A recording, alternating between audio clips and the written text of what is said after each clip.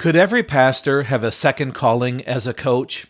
And how could coaching around emotional intelligence help pastors and other leaders to live and lead more like Jesus in a church and a culture that is rapidly changing? We'll talk about that in this episode of the More Than a Pastor Show. Let's get started. Hello, my friend. Welcome to the More Than a Pastor Show. I'm Rich Avery, your host.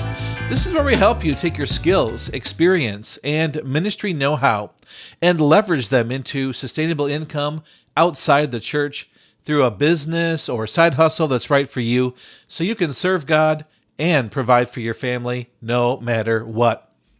Thanks for joining me today. I'm really glad you're here. If you're new to the show, you can learn more about me, get the show notes for today's episode, and download some free resources to help you grow your income and build financial security over at my website at morethanapastor.com/46 for episode 46. Today, we're blessed to have Charity Goodwin on the show. Charity is an ordained elder in the United Methodist Church. She lives in St. Louis, Missouri with her family, where she's the pastor of spiritual formation and groups at a church called The Gathering.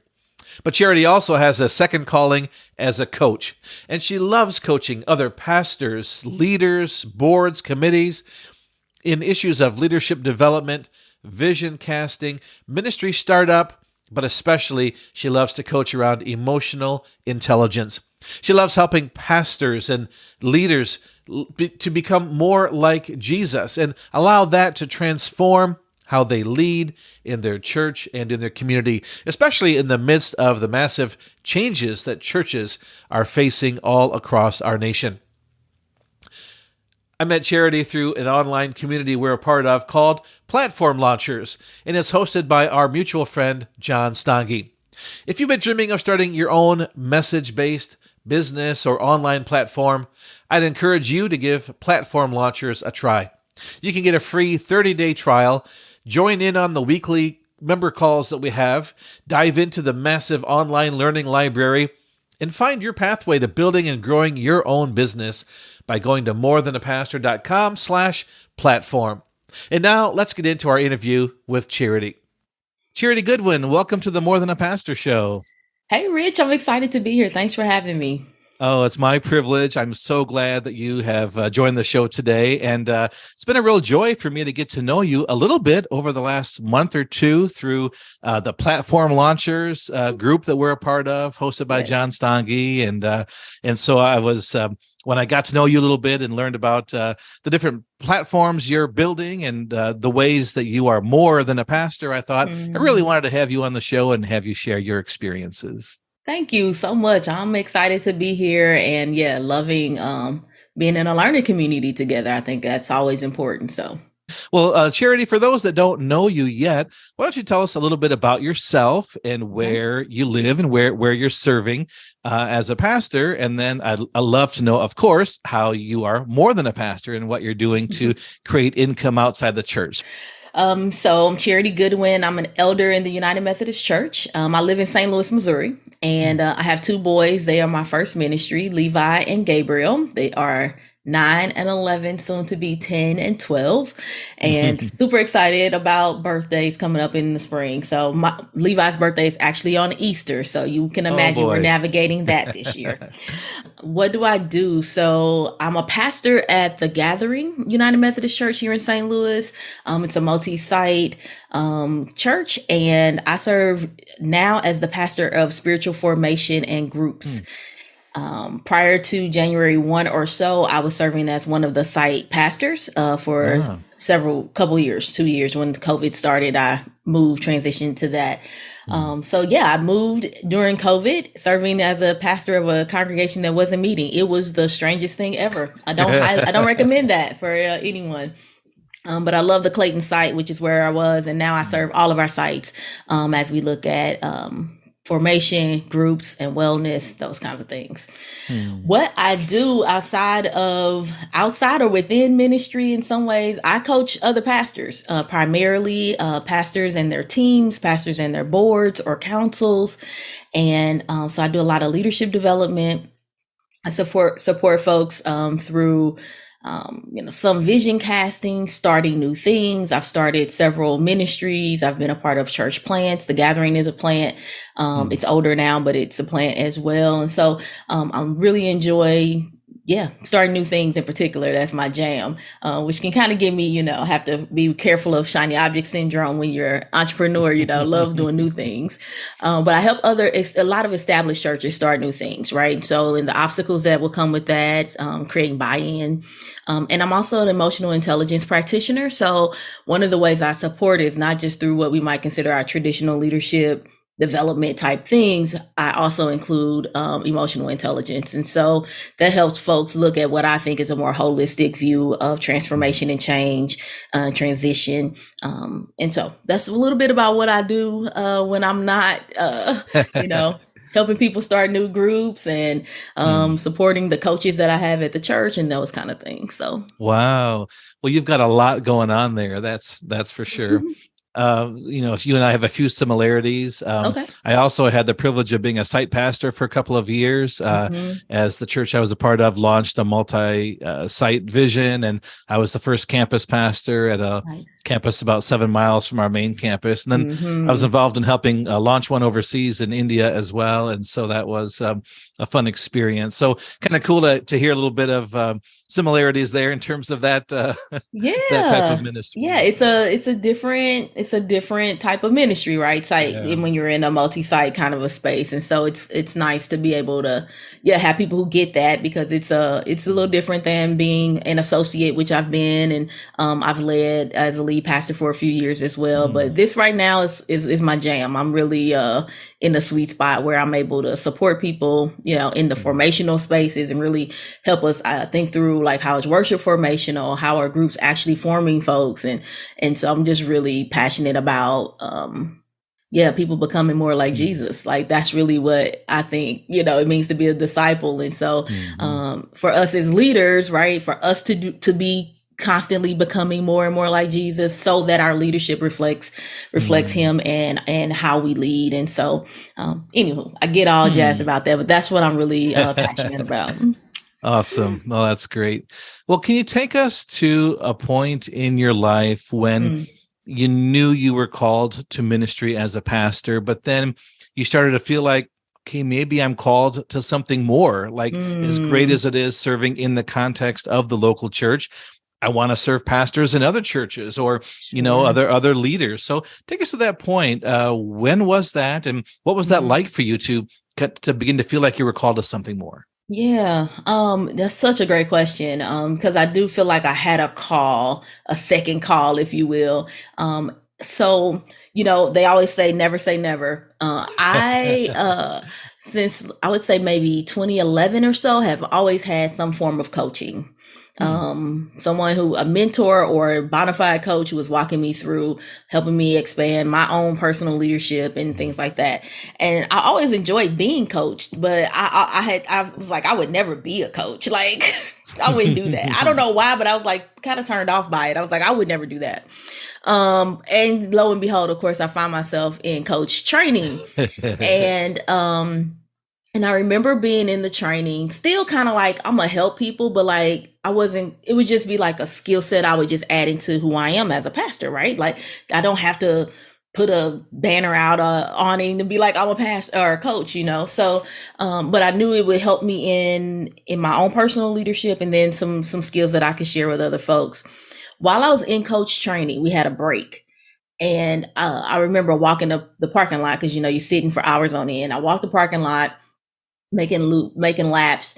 And I remember God just being really clear, like now is this is for you. And I was like,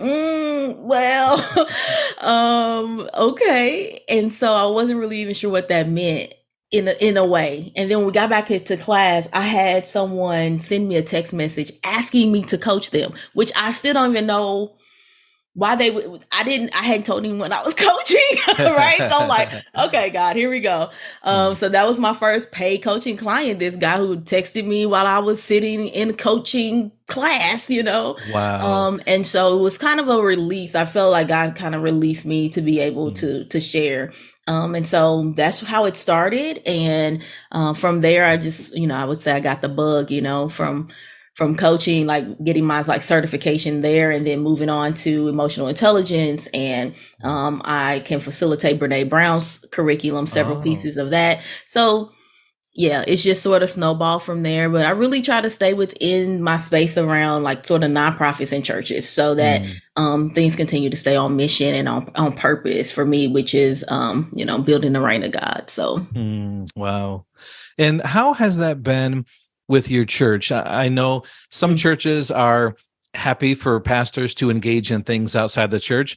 Others see it as a threat and they think they own you and your time and your work mhm. product, and you can't do anything outside the church. So how has that been for your church? How have you Yeah. navigated that? Yeah, so I guess on two levels. So in the United Methodist Church, we have conferences, as you know.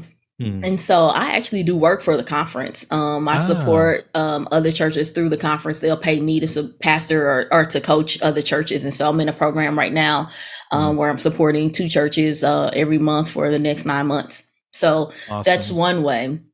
And then the other way, here in my local congregation, yeah, there's a lot of support. I try to put, what I get paid to do first as far as my Mm-hmm. ministry.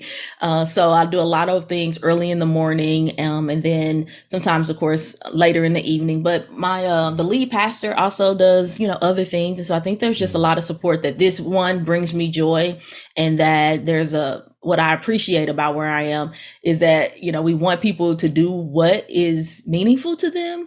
And so Mm. even me making this switch to the new role, that if I'm happy in what I'm doing, then that infiltrates everything. And so Yeah. I try to stay mindful. This not a full-time gig, coaching other folks. Sure. But someday I will, step out of ministry in a formal way, Hmm. and I'm looking forward to being able to do this in the most, in the fullness that it can bring. So it Hmm. can some months can be a challenge. This month we have a conference at church, and I launched a podcast. Like, I didn't plan Ah. on these things happening in the same sort of like 2 week span, but they did. And so I have some early mornings right now, just trying to keep everything together. Sure. So Hmm. you had the concept, you felt like, okay, God, you've called me to be a coach in addition to being a pastor. And Hmm. those that skill set is pretty much hand in hand. I mean, as pastors, we are coaching other Hmm. people, other leaders, and other Yes. members in our congregation or volunteers, things like that. So you found something that just lined up well with who God had already called you to be, and He called Hmm. you to use these skill sets in a different way.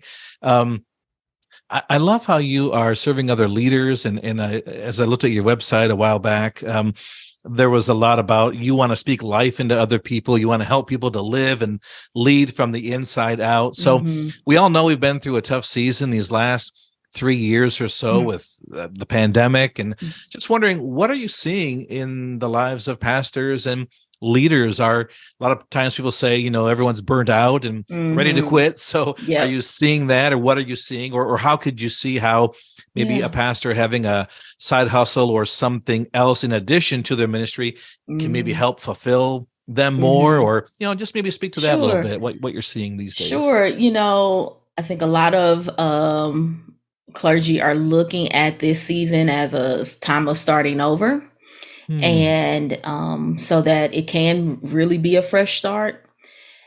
And that's exciting, because I think if Hmm. we can approach it that way, then we're not just trying to, put things back together again.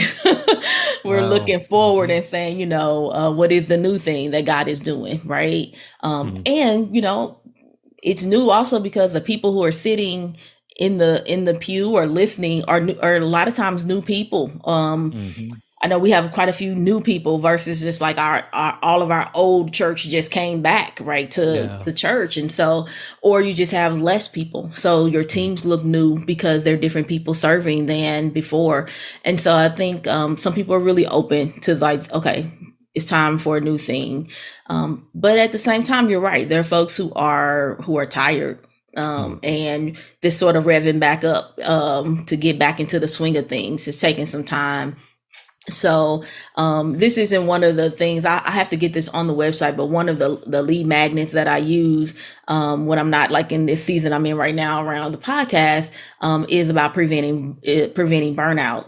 And it leads to an opportunity to talk about how to start a team from scratch, because I really feel like pastors we're great at a lot of things, but not all of us are really good at teams. We can preach some stuff. We can, maybe even run a good meeting. But sometimes it can be hard to take the time it takes to identify people, to build some support around them, to help that team actually feel like a team. All of that takes time, and I think that's probably why we don't feel like we always have the time to do that. And so recommitting to like what it means to be in ministry with teams, I think is critical. Because every time it's going to lead to burnout, right? Like I think before the pandemic, even, right? We have to assess what would our teams like and how tired were you then, because, we weren't delegating or, doing all the things or, not trusting folks to do it, whatever it might be. And so I find this being a really, a growing edge for a lot of folks.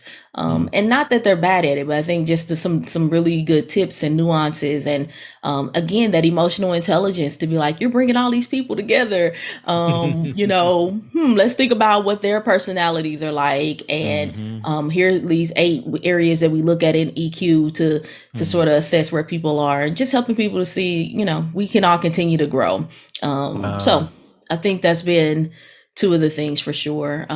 You asked about people. Were you going to say something? No, Rich? Go ahead. You asked about, people finding other streams of income. Though I do find that still quite interesting. I'm in a denomination where at this point there's sort of more of a guaranteed appointment. So most people are going to find some place to be, and also there's still need, right? There are more churches than there are pastors. So there is that. But even with that, not all of those churches are full time, right? Sure. Some of those churches might be half-time pay or even quarter pay. And so I do think, I think when I first started looking at other ways of being in ministry, it was good for me, because I think if we're not careful, we can really be so insular. So being a part of like platform launchers, or being a part of this EQ space, which is an international organization, and I'm meeting people from all over the place. They may not even be close to the industry I'm in, if you will, but to be able to see how this works in their context. I think sometimes we can get super insular, right? And so being even, taking these opportunities to learn new things, which is, I think, how all this really started for me. I'm just, voracious learner. And then I start finding things that like, oh, this is really cool. We can go deeper, So I think it's really good to be in other spaces so that we don't become so tunneled vision, and we have a greater perspective of the world beyond the local church. I started using a lot of online marketing and ministry type things I was learning, to support my ministry, right? So I was learning it for business, so I thought, but I'm like, hold up, there are a lot of connections here. Let's start, seeing how we can make this work. So, I think there's a lot of good overlap if we're open.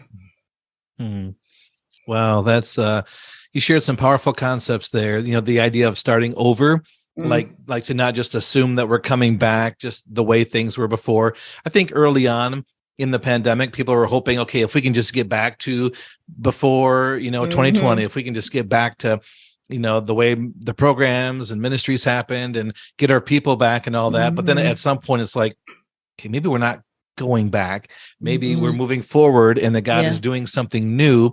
And then it's a matter of discerning, okay, what is the new thing that he's doing? And maybe that means that I, as a pastor, need to do things differently or do different things. Maybe we as a church need to do things differently or do different things, because it's an opportunity for a fresh start, to not just be stuck in the way we had always done things before that maybe weren't working, and maybe we didn't have the courage to try to change, or we kept hitting a wall as we would try to change them. And now it's like God is just like taking all those things away. And, like you don't have to go talk to the women about having the fish fry this year, because we're not going to, we already know we're not doing it, whatever it is, right? Like those things that you're like, why do we do this?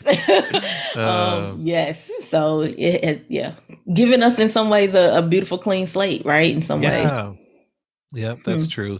When I've talked with some pastors about how I feel that the landscape of the church is changing, and pastors who have been full-time in many places are probably going to have to become part-time, as so many churches are struggling financially, struggling to keep people, and younger generations are leaving the church. There's a lot of different factors. I don't want to take our time to go into all those, but I just am feeling and sensing like it's a different season for the church, and that, pastors who have been in a full-time context for most of their ministry career are going to have to become what I call co-vocational and look for income outside the church. But often they say, well, but my church needs me full-time, and what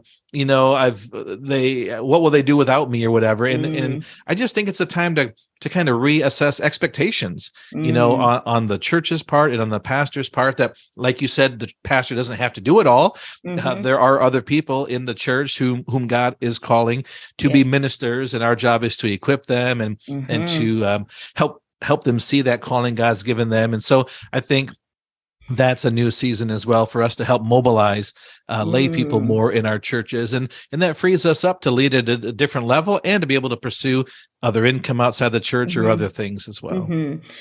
Yeah, I can totally see that. I think that,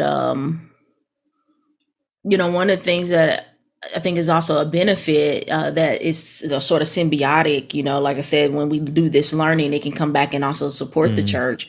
I also think that when we're in different realms of whatever the other vocation is, if you will, that it's also an opportunity to share, right? It's an opportunity to meet new people that you can actually invite to church. And it's an opportunity to just be impacted by what you're learning there. So, I see everything that I do, hopefully, serving the same purpose, right? I wanted to be aligned in whatever the other things are. So that's been really important to me. I used to say like, this church thing don't work out, I can always get a job at Starbucks, and that's not a knock on Starbucks. I mean, they have, they give you insurance and all of the good things. But even then I knew I would be meeting people, and I would be probably sharing and inviting people to try something out, right? Like, cause that's who you are, right? So I think if we take all of who we are into whatever the other thing is, that there can be some alignment, that can be beautiful and symbiotic and, hopefully, just mutually benefiting. So, but I'm with you, freeing up, looking at some other things, looking at ministry from a different perspective. I'm really curious about what it means to be, an online sort of digital pastor. Like, how do I represent the church in a way, just beyond the four walls? So what does that look like? And how am I offering up what I do in the church in the social sphere, if you will. Yeah, I feel like all those things are mashing together. And I think before, like maybe a generation or two ago, people used to use the phrase bivocational. Like, I have my secular work over here, and I've got my church work over here, and they don't really come together necessarily. But I like to use more like the word co-vocational today. Like, it all blends together. It all works together. I like my that. calling in the ministry flows into my calling in the marketplace, and vice versa. I think that helps us to feel more holistic and more integrated and aligned better. So, well, and I love the the language in the marketplace, because I've also have thought about things of what does it look like. You see people always cropping up with a new coffee shop, and it serves to more than one purpose, and I think there's other opportunities for marketplace businesses to have a kingdom reign focus, but serve people in a meaningful ways. And so I think really getting creative about what that can mean, how that can look. I definitely feel like the church needs to be on the edge of entrepreneurship. Like, because if we understand that as clergy, then, I mean, how much more can we support our lay people who are in the quote marketplace, who do have quote, most of them secular roles? I think figuring some of this out and living into that in a holistic way. Again, the symbiosis, I think, is pretty powerful. Wow. I appreciate you sharing that. That's you've got some great insights. I just love bouncing these ideas off of you and getting your perspective on where you think the church is heading and how we as pastors can navigate this season we're in right now.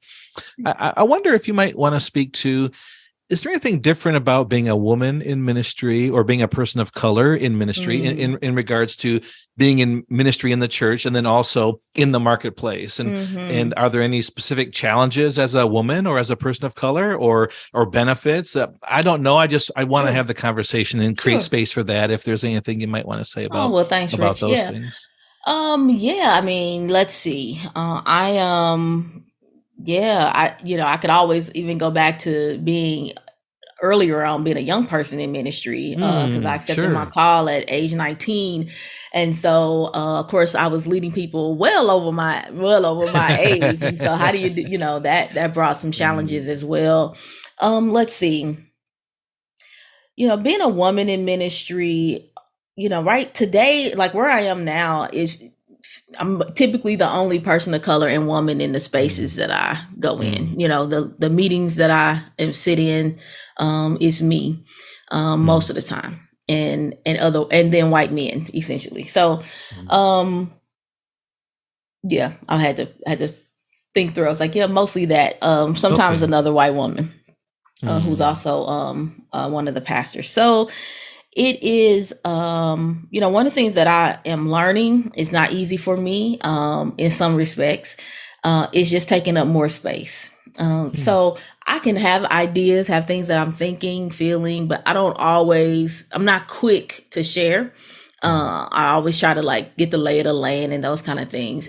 So one of the things I'm learning just as a woman and a person of color in predominantly white spaces is to take up more room. And I'm blessed that where I am, that's welcomed. That's not always the case, but where I am currently, that is a welcome posture to take. Some of the challenges, I was just doing some rereading of something that I had written, and I was talking about in some of especially in established churches, there used to be this issue with, when you're a woman and the person of color and you're not the number one. That's a whole other. It's like, oh well, we'll wait to see what the real pastor thinks. I'm like, well, hold up now.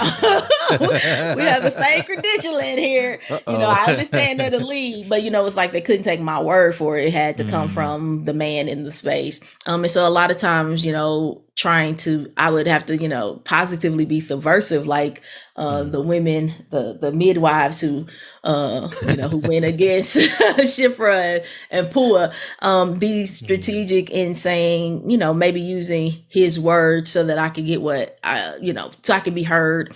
Or, and then sometimes, I think in the best places, having lead pastors who are men who advocate and conspire in a positive way with me, and who set the tone so that I don't have to do that. And they'll set some folks straight, in a positive way, like, hey, this is how this is going to work. And, so sometimes that's just needed. Not that I need to, scurry and try to figure it out, but to have real support in leadership. And I found that in a lot of places that has been the case, or I've had to go and say, hey, I need you to do this if this is going to work. And so a lot of times it has, because the men that I work with believed in women in ministry. But also, I mean, frankly, I'm good at what I do, and God has gifted and anointed and called me. And so over time, right, I earn the respect that I am due. Yeah. And sometimes I just need them to clear the way. Wow. Thank you for sharing that. I really appreciate that. What about on the business side? Is there anything different in terms of being a woman or being a person of color as you're leading other people and coaching and that sort of thing?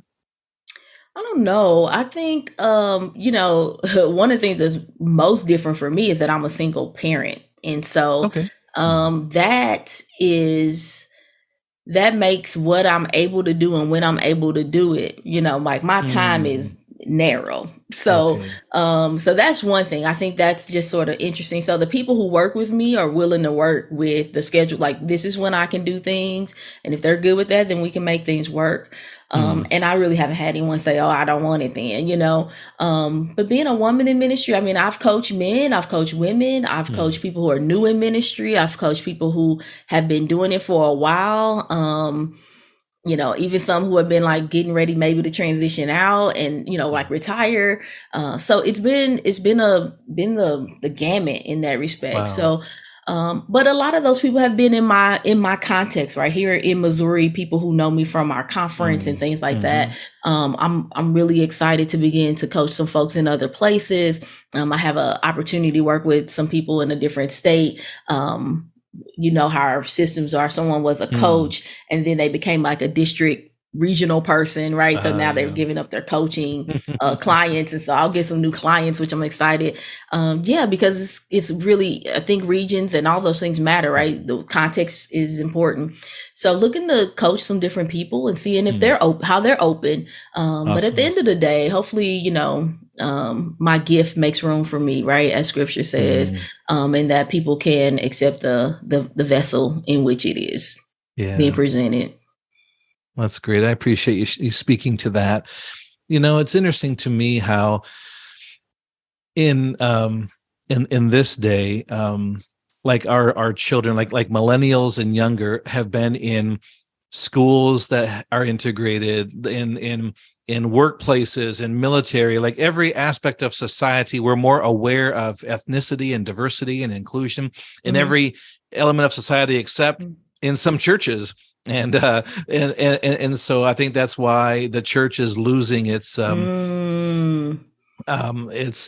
are losing faith in the church because they're not seeing the church. Many churches are still slow to embrace diversity, slow to welcome people of different ethnicities or backgrounds, and or maybe to welcome them to worship, but not to be in leadership or things like that. So we're still fighting battles in some places. And I think the younger generations are saying, why aren't we still fighting these battles in the church? Because the battles have been won in the universities, the schools, the workplaces, and other places where they've learned to create a place for people and set a table for everyone and all that. So I've been wrestling with that a little bit, just wondering what is the future of the church going to look like for churches that aren't embracing the diversity that's around them. Maybe some might say, well, we don't have any in our community, and maybe that's an issue still in some places, but in many places, our communities are very diverse, and some churches are still slow to say, what do we need to do to make people feel welcomed and that they have a place here and that they can have leadership here and that this is a place where they can fulfill their purpose and passions in life as well. So well, you named a lot of important things. I think one of them that I'll tease out is the space around leadership. There's one thing to welcome folks, if you will, but to really be a part of shaping what it looks like, because I think that's the place of being what I like to call an accomplice, right? Like in the spaces around DEI, if you will, but you are, there's that place of not just making room. You make room, you get out of the way. Like that's two different things. And so I think sometimes it's like, come and assimilate, come do what we do here and be like us. Well, no. And so I think that's a really important conversation for folks to have. And I appreciate what you said about the piece around younger generation seeing that the church hasn't got that right. That's worth talking about. And let's just say that I don't think other places have necessarily gotten it right, but definitely we've done better in some respects. And so yeah, I hear you. I think it's blatant, and I think it's definitely around leadership, though. At the end of the day, for me, shared leadership is critical for I think those types of places to thrive. Yeah, I've been really privileged. The church I was a part of I'm a member for 30 years, just about, and on staff for about 20, Kentwood Community Church here in the Grand Rapids, Michigan area. When the church began, the lead pastor, the church was surrounded by cornfield, and it was in a community that was like 99% white. But over like 15, 20 years, the Lord brought incredible diversity to that community, and thousands of apartment units right around the church. And we had a ton of like refugees from Bosnia in the 90s because of the wars there, and refugees from Vietnam and places in Africa. And all of a sudden, our lead pastor one day he went to the graduation of the local high school, and he discovered there were like 70 different languages spoken in the, Wow. like he learned that there was like 70 different languages spoken in the Hmm. high school now. And he kept hearing all these names being called that he never heard of, Bosnian Sure. names and Right. all this. And that set him on a journey, and he felt the Lord saying, do you feel called to minister to everyone in this community, or just the ones that look like you, act like you, and whatnot? And that led our church then onto a journey to become a diverse church. And eventually we had an African-American lead pastor shortly after, as the Lord called our previous lead pastor on somewhere else, but he didn't know like where. He knew God was calling him to leave and to create room, but he didn't know like where he was calling him to go. So it was a beautiful story. I don't want to take our time on that, but it's just been a privilege for me to be a part of a church that was on that journey, and to realize, okay, God is changing our community. Our church needs to reflect that, and to create space for people. And so I was just grateful. I don't know if I would have learned that on my own, but grateful to be a part of a church and with leadership that modeled that. Absolutely. And they found safe people they could ask their dumb questions to in our community. And so that was powerful as well, because our lead pastor would say, I don't know what I don't know.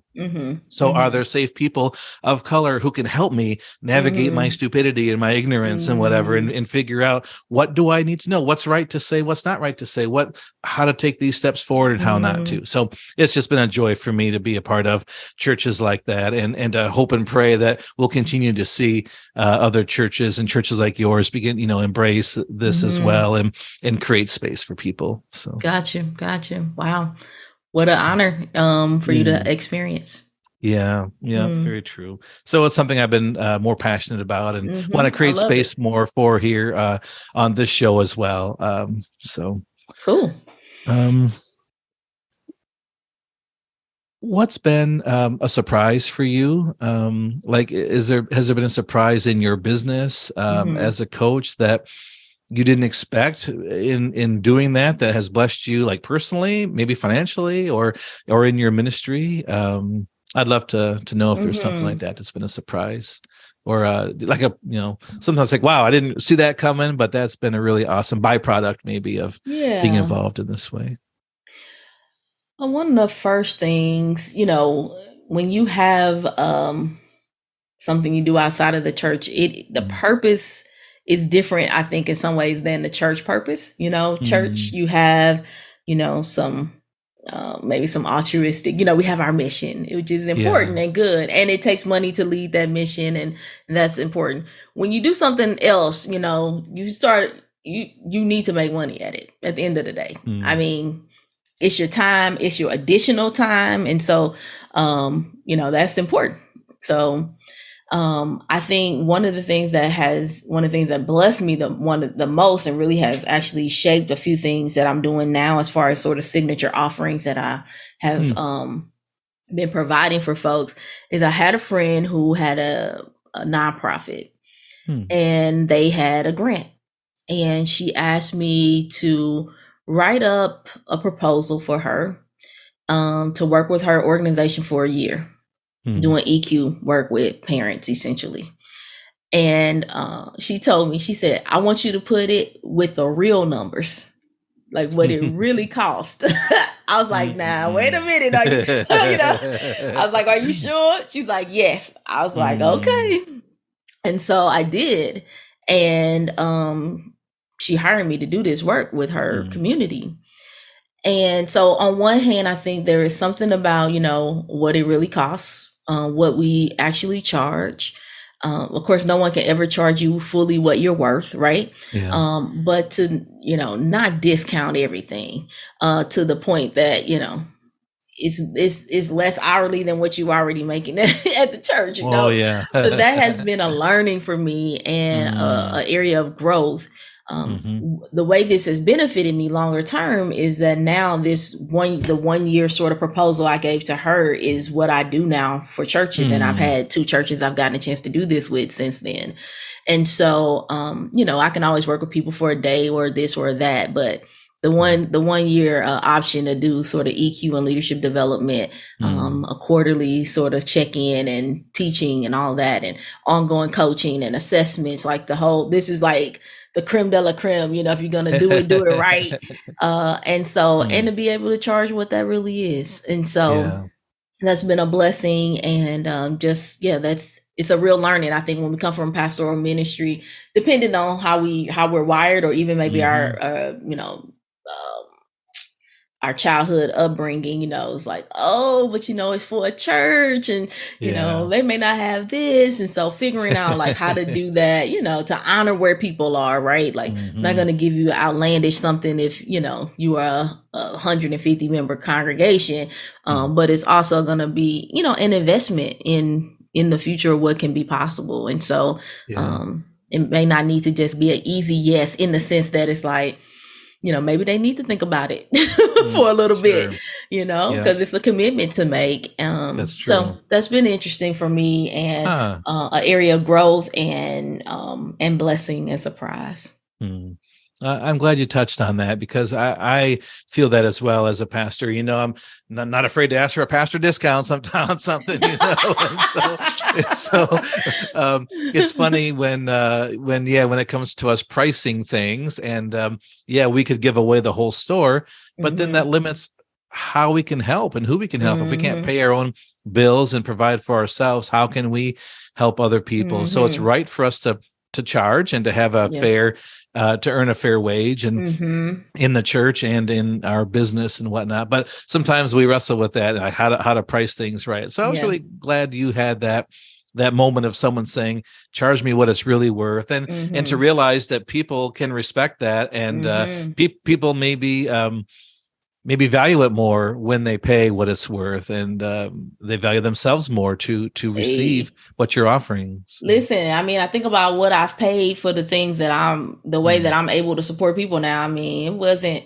those are some stretches sometimes, Yeah. And so I try to remember that when I, kind of quote folks, and then, work with them. We can always negotiate, but I'm always mindful, like, I'm able to spew these gems, drop these gems and other things that help folks, because I paid some money to get some learning, and I've been committed to my craft, and that's what you're paying for, like where, a lot of times people talk about coaching as being able to go further, faster, you're paying for that opportunity to, not have to keep circling around in the wilderness, and hopefully, get a straight shot to somewhere close to the promised land. So, That's right.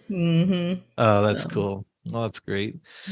Well, I've really enjoyed our time today, and you've touched on so many different things. I think we could do a different podcast episode on each one of these different things, because there's been so much here, and there's so much to who you are and the way you serve, whether it's the coaching and the leadership and the EQ and all of that. Is there anything else that we missed that you'd love for the listener to know about? Well, I mean, I would love to share about what I'm doing new now. Awesome. So if that's time for that. So, and before I even share, I would love to just say that, being an entrepreneur, I think there are two things. One is the most visible thing you'll ever do. You have to be seen. I'm not always super comfortable with that. And when it's not just the visible, like in the, physical sort of being seen, it's like, this is what I think or what I believe. And putting yourself out there to everybody. Woo!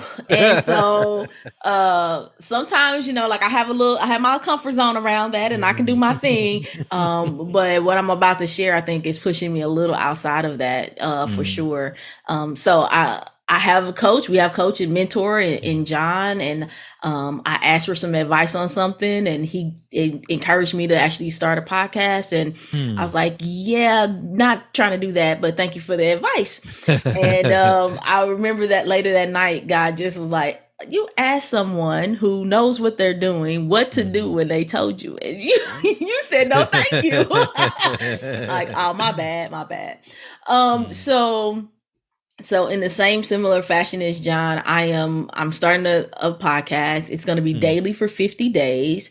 Starting literally, it starts Wednesday the 22nd, which is Ash Wednesday for those who do that. So we'll do through Lent plus a little bit more. And it is based on my book called Get Up, Unearthing Your Passion and Taking Brave Action in 50 Days. And so it's a daily devotional. And I am reading pieces. I'm reading the book essentially every day. Each small piece of a devotion, and then each chapter opens with a personal story. And so I have been recording and getting things ready. And I'm excited about it. It's a way to, support folks in actually in EQ. And so each 7 days, there's an integration day. And I kind of talk about thinking, feeling, and doing, and how do we actually reflect and become more aware. And so each week, I'll share a little bit more about how that works. So I'm excited about it. And I am so nervous at the same time. But I am out here doing this thing. So it's called Where Faith and Feelings Meet, and it's currently going to be on Spotify and Anchor. And I am setting up everything literally today for Apple Podcasts. So hopefully it's all ready to go.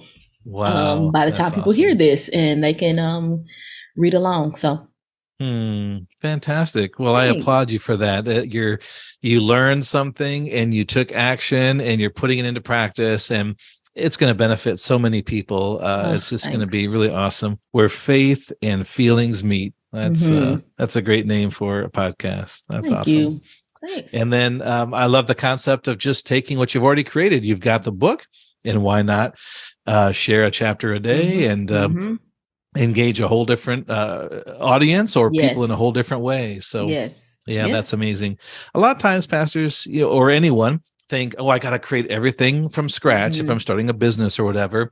But what if you just take what you've already created, all your sermons or all your notes or all your whatever, and find a way to package those, offer those to people in a different way. The pastor is the premier content creator. I mean, when I was preaching every week, I mean, my social media presence was just amazing, because I could give you quotes. I've had all kind of great stuff, because, so I think, we absolutely have a lot to share in that respect. As clergy, we are the content creator queens and kings, because we're doing it every week. In some respect, right? Yep, so, for sure. Yeah. Well, that's great. Well, Charity, thank you so much for being on the show today. I really appreciate it. It's been a privilege to have you on. I'd love to have you back sometime and have you share, how your podcast is going and where, God's taking you to new places. So that'll sure be exciting. In the meantime, where can people find you now if they want to find your show or find your website and learn more about you? Maybe they need to hire you for some EQ training or some leadership training. Where can we find you online? Sure. I'm at charitygoodwin.com. And then the podcast is Where Faith and Feelings Meet. And so both of those are great places to locate me, set up a free call. Would love to get to chat, see how folks are doing, what they're looking to do, start, improve, grow. A lot of times I love to tell people that sometimes coaching really is about maximizing and not about, looking at a deficit. And so if you're actually in a place where things are going well and you're like, I want to maximize what I'm doing great, I can help you do that as well. It was so great to have Charity on the show today. Charity, thanks again for taking the time to be with us and for sharing your insights. There were so many things that Charity shared that I could highlight, but there's a couple of things that really stood out for me that I'd like to share here before we go. The first thing was the power of making room for others. As you look around your own leadership table or your leadership circle, is anyone missing? Are you tapping into the richness of the diversity and the gifts that you have in your congregation or community? From women, men, people of different ethnic backgrounds, people that are older, people who are younger, people with different life experiences. Making room for others is sometimes seen as something that's politically correct, but it's not. It's a kingdom value. So I encourage you, as you look at your own ministry context and your leadership, do you have that kingdom value in mind to make room for others? Second thing that jumped out to me was, of course, emotional intelligence, or EQ. And that's something that's needed, I think, now more than ever. With so many pastors who are burnt out, with the struggles we're still having 3 or 4 years into the COVID-19 pandemic, the financial struggles that just about every church and just about every pastor is facing, the political divisions in our culture today, So I want to ask you, what are you doing to refill your EQ or emotional intelligence bucket? What are you doing to help be sure that you are keeping healthy emotionally? And do you think it's time to talk with someone about that? If so, I think Charity would be a great person for you to connect with. The third thing that stood out to me was something Charity said, is that the pastor is the premier content creator. As pastors, we do have so much content that we've created for our sermons, lessons, classes, devotionals, or just the notes that we've taken from our studies. And we have a vast resource that we could tap into and repurpose in other ways. So I want to ask you, how are you stewarding those resources that you have? Are you finding ways to repurpose them, or is now a time to begin to look for ways you could repurpose that content and create income around that? That's something I talked about in my last episode on the creator economy. And if you missed it, be sure to check out episode 45. And that leads me to my fourth point, and that's being willing to take risks and try new things. That's what Charity did by launching her new podcast. She's repurposing the content from her book that she wrote, and she's sharing a chapter a day in her podcast over 50 days during the season of Lent. And she shared she didn't want to host a podcast. She didn't think that was for her. But her coach, mentor, John Stange, thought, you know what? This is the next best step for you. You want to consider doing that. And as she was sharing that prompted a thought within me. Am I asking God for something more direction, more insight, more income, more resources, whatever it might be? And could he be saying to me, what are you doing with what I've already given you?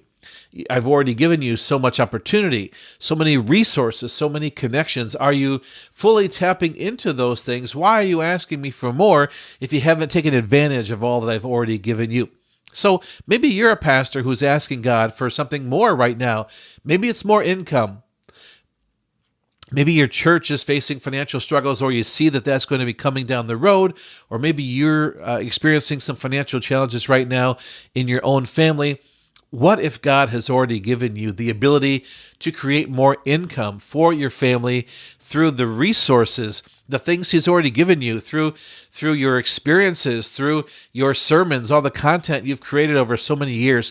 Maybe now's the time you could look for ways to repurpose those things, to take advantage of those skills, experiences, talents God's given you, and find other ways to create income from them so that you can serve God and provide for your family no matter what.